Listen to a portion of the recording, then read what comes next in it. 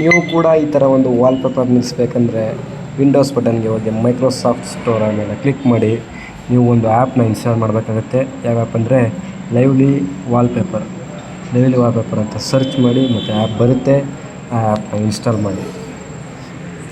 ಮತ್ತು ಈ ಒಂದು ಆ್ಯಪ್ನ ನಾವು ಗೂಗಲ್ ಪ್ಲೇಸ್ಟೋರ್ ಅಥವಾ ಕ್ರೋಮಲ್ಲಿ ಕೂಡ ಡೌನ್ಲೋಡ್ ಮಾಡ್ಕೋಬೋದು. ನೀವು ಈ ಆ್ಯಪ್ನ ಇನ್ಸ್ಟಾಲ್ ಮಾಡಿ ಈ ಆ್ಯಪ್ನ ಓಪನ್ ಮಾಡಿ.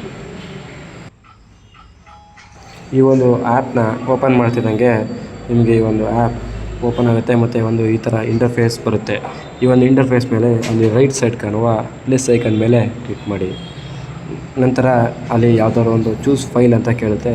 ಚೂಸ್ ಫೈಲ್ ಮೇಲೆ ಕ್ಲಿಕ್ ಮಾಡಿ ಮತ್ತು ನಿಮ್ಮ ಒಂದು ವಿಡಿಯೋ ಕ್ಲಿಪ್ ಇರುವ ಆ ಕ್ಲಿಪ್ ಫೈಲ್ನ ಸೆಲೆಕ್ಟ್ ಮಾಡಿ ಓಪನ್ ಕೊಡಿ.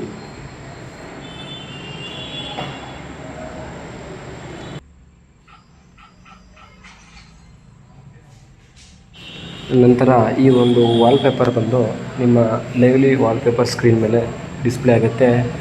ಓಕೆ ಕೊಟ್ಟರೆ ನೆಕ್ಸ್ಟ್ ಸ್ಟೆಪ್ಗೆ ಪ್ರೊಸೀಡ್ ಆಗುತ್ತೆ.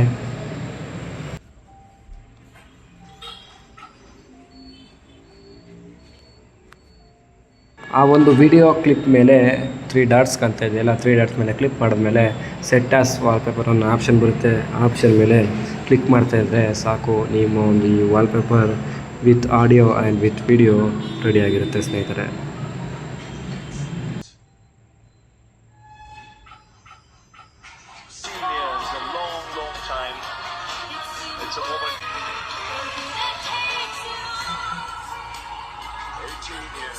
ಈ ಒಂದು ವಿಡಿಯೋ ನಿಮಗೆ ಇಷ್ಟ ಆಗಿದ್ದರೆ ಈ ಕೂಡ ಲೈಕ್ ಮಾಡಿ, ಶೇರ್ ಮಾಡಿ, ಅದು ಮರಿದೆ ಸಬ್ಸ್ಕ್ರೈಬ್ ಮಾಡಿ. ಹಾಗೆ RCB ಫ್ಯಾನ್ ಆಗಿರೋ ನಿಮ್ಮ ಫ್ರೆಂಡ್ಸ್ಗೂ ಕೂಡ ಶೇರ್ ಮಾಡಿ.